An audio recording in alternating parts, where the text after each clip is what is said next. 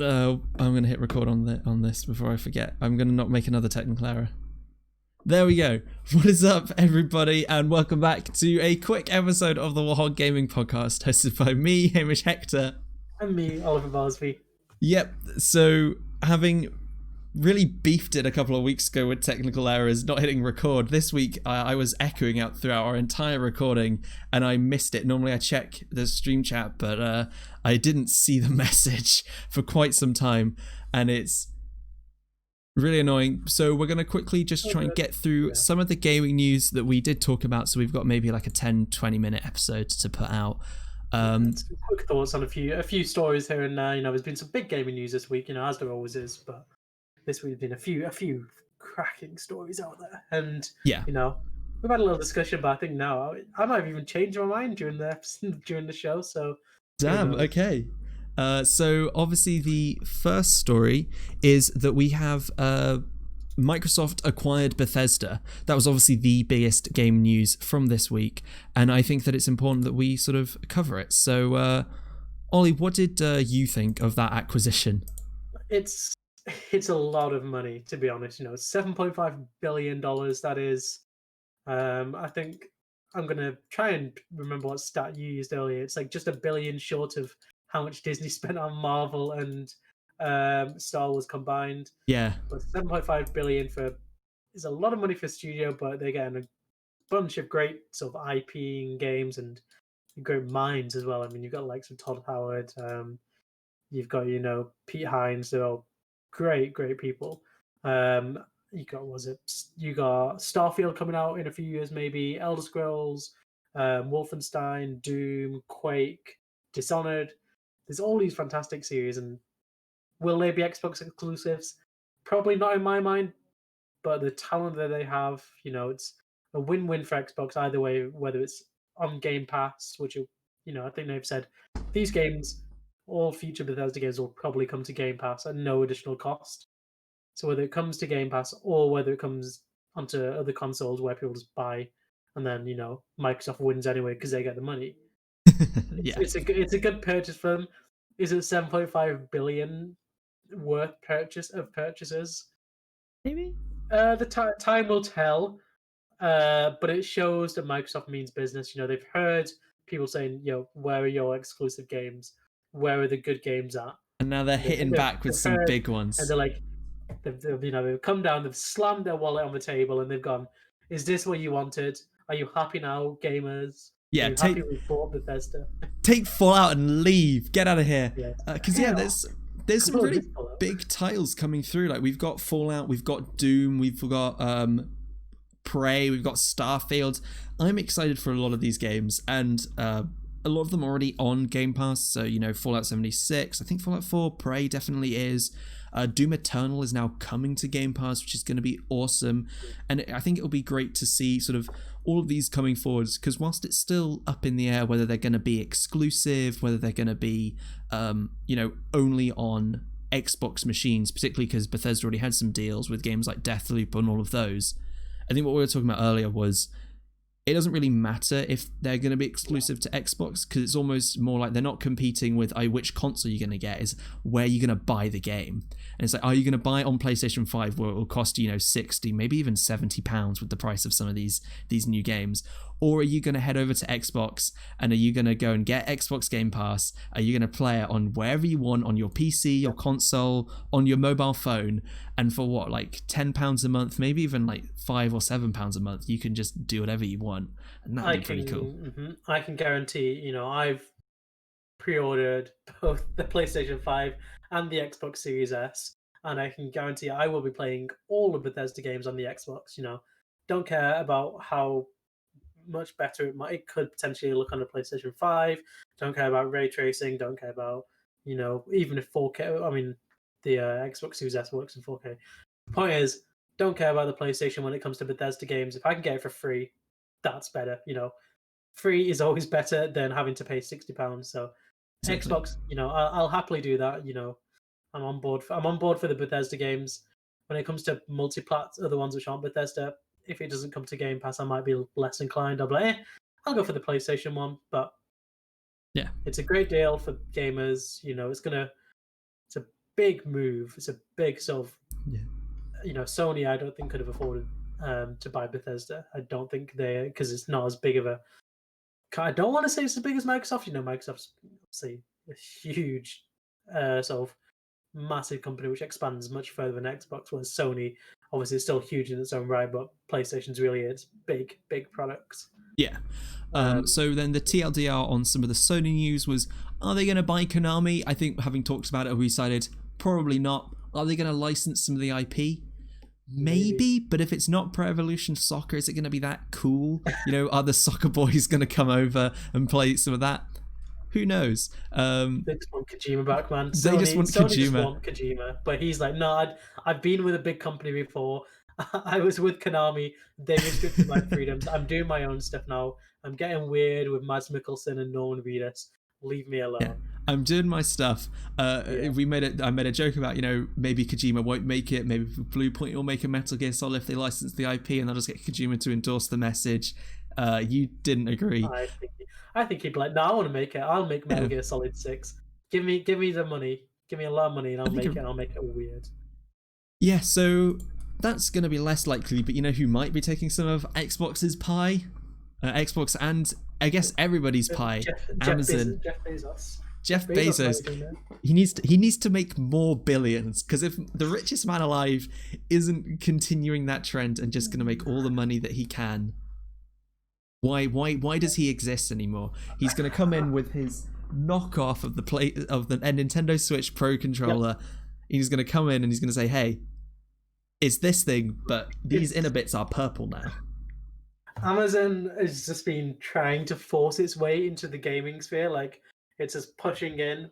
You know how everyone was like trying to be like, why is Epic Games trying to push its way into the PC market? And then it kind of has done by just giving everyone free games. Like, I just didn't download. I added Roller Coaster Tycoon 3 to my library. Yeah, I just saw that before we went live. Just before we went live, I was like, oh, I will add that. I've got Football Manager, GTA 5. All these games, I'm like, it's forced its way in. Amazon's trying to do the same with gaming. Didn't quite work with Crucible, the game it released. They did. They officially unreleased Crucible, which is really funny. This didn't happen anymore. No. Just walking back in the Homer meme. Yeah. It's a good thing that we are re-recording this, because talking about the Epic Game Store as you just done, you've reminded me. Yes, download their free games, but even if you do not intend to play it, Rocket League is free right now on the Epic Game Store.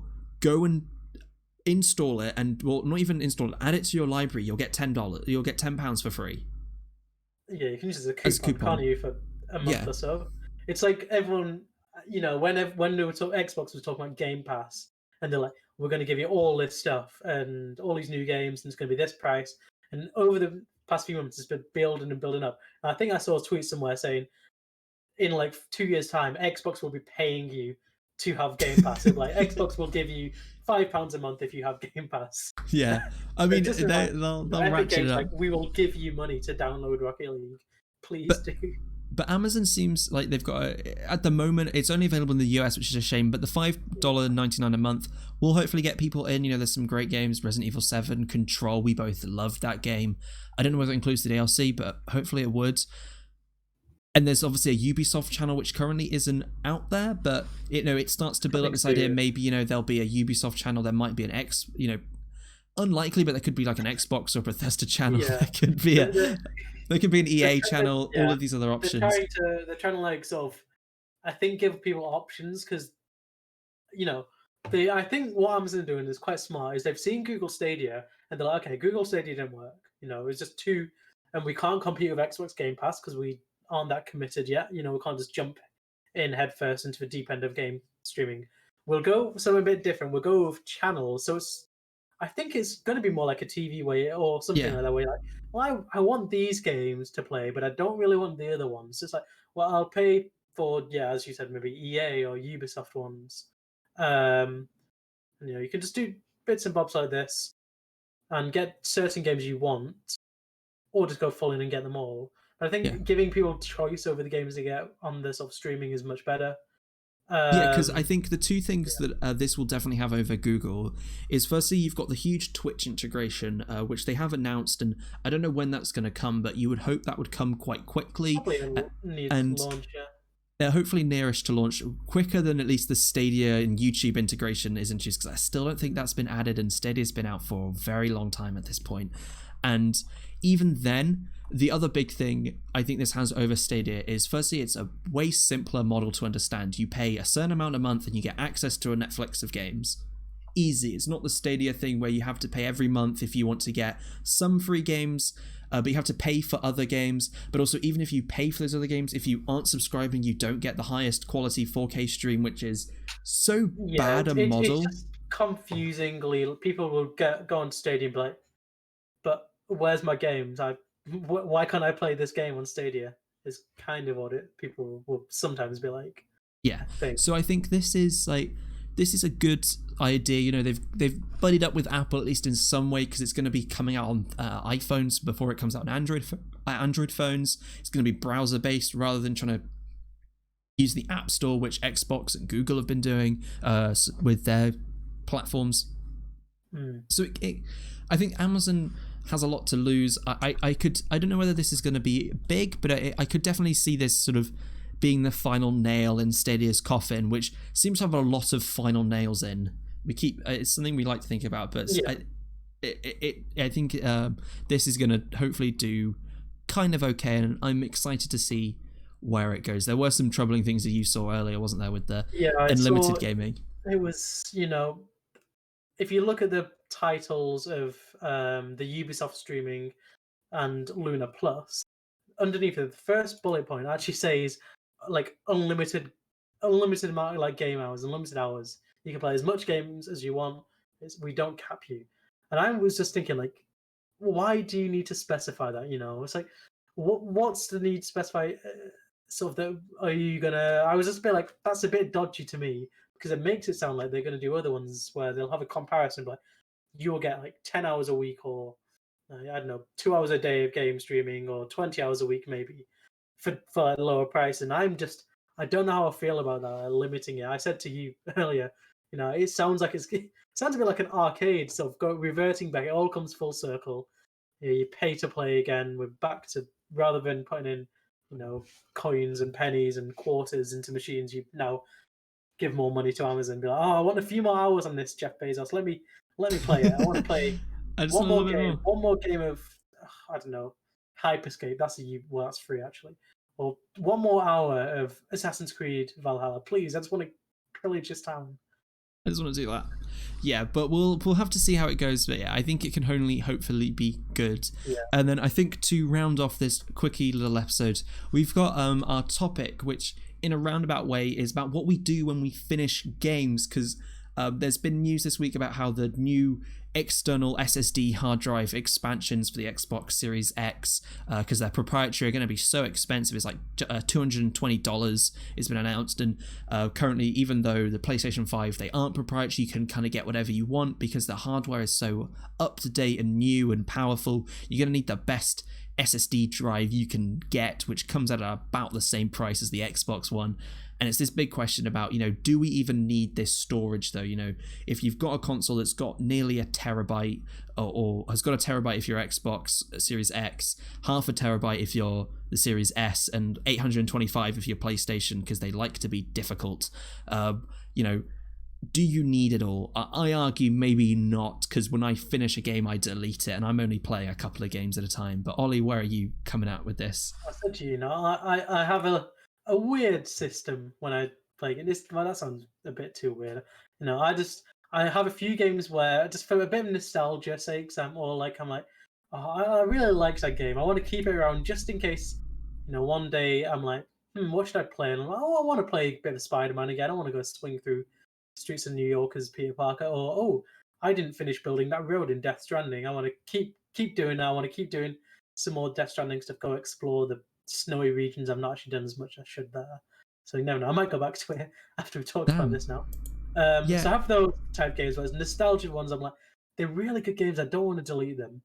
And then I've got ones where, I've just completed them, like maybe a few months ago. So Ghost of Tsushima, The Last of Us Part 2, I think they're the main two for me, actually. Where I've finished them. There's more stuff I can do, especially with Ghost of Tsushima. There's loads of side quests, which I've done a few of since I've picked up occasionally. But I need to go back to a bit, and I might go back to it. With The Last of Us Part 2, I don't know, again, it's one where I'm like, oh, I don't want to delete it, mate. It's just a good game.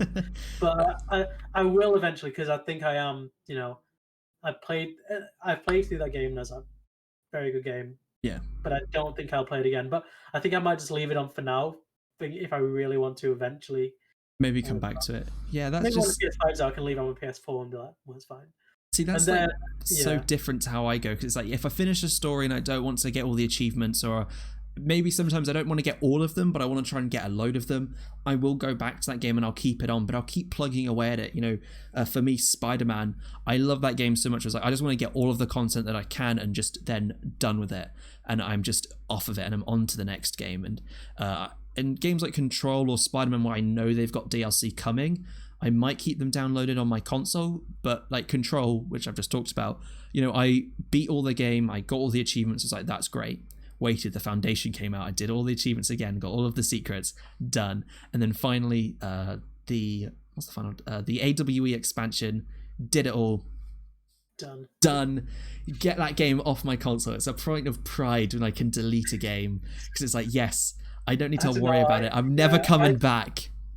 I just play, if I don't want to finish, for me, I'm just like, I finished enough of the game where I like finish the story. If I'm like, I'm done with this game now, I will, I won't delete it straight away. I'll put it down, and then I'll come back probably a few weeks later to my library, or even a month later, and I'll be like, oh, I've not played that game for a while. I don't really want to, and I don't care about completing, or I don't care about doing these missions.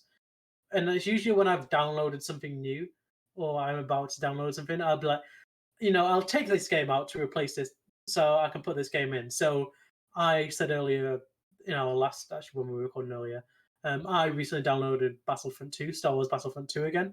It's a big 110 gigabyte game.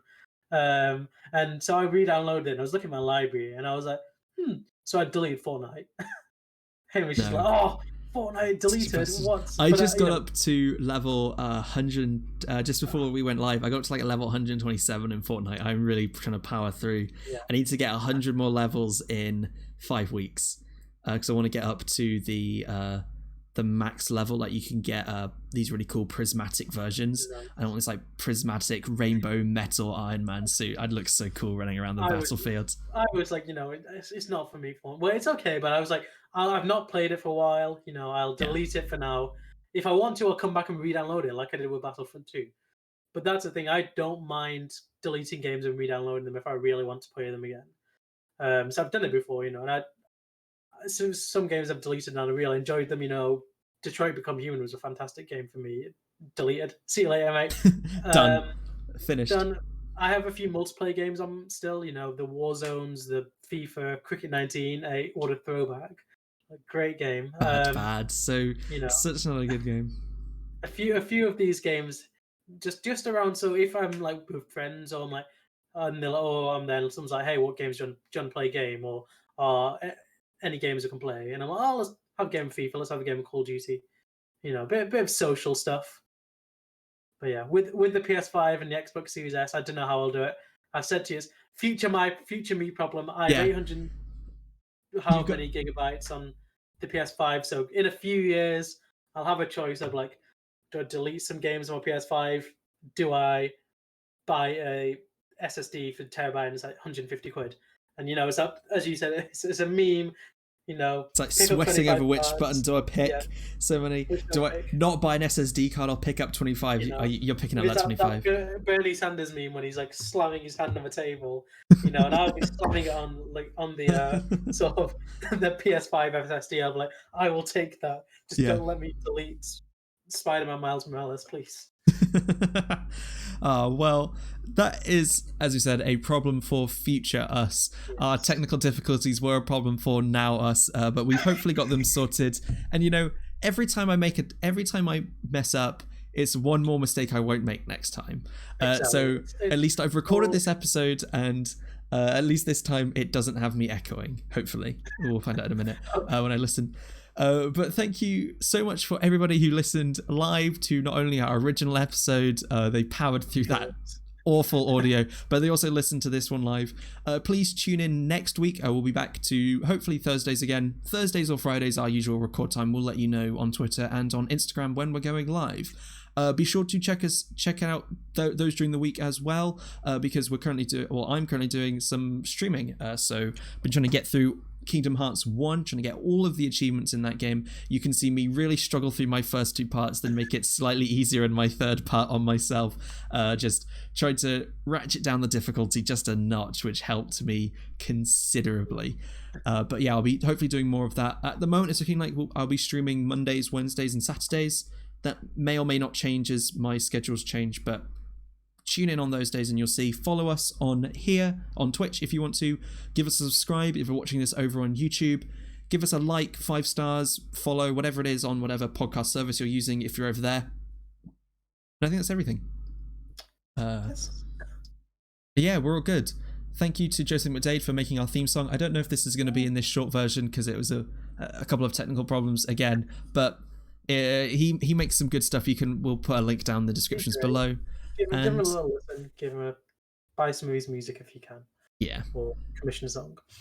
Yeah, exactly. And I think that's really everything. I've been a bit flustered, but I think we've managed to power through. Nice short, compact episode. We've gone through some big stories. Exactly. Had a good time. I've mentioned Cricket 19 again. You did all you needed to. Well, until next week, it's going to be goodbye from me. It's bye from me. Bye. Bye.